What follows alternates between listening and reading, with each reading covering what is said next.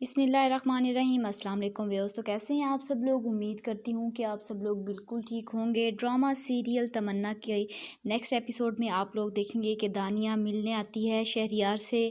دانیہ جب جانے لگتی ہے تو اس کا ہاتھ پکڑ کر شہریار اسے بٹھا دیتا ہے اور کہتا ہے کہ تم مجھ سے ملنے آئی ہو اور ملتی بھی نہیں ہو۔ یہ بات سن کر دانیہ کہتی ہے کہ آج میں نہیں ملنا چاہتی تھی لیکن پھر بھی میں آ گئی۔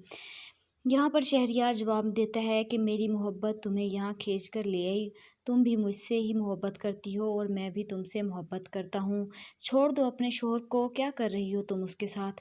آگے آپ لوگ دیکھیں گے کہ یہ بات سن کر دانیہ خاموش بیٹھی رہتی ہے، لیکن یہ سب باتیں جو ہیں ہارون سن لیتا ہے، کیونکہ ہارون ساتھ والی ٹیبل پر بیٹھا یہ تمام باتیں سن رہا ہوتا ہے جو ان کے درمیان میں ہو رہی ہوتی ہیں۔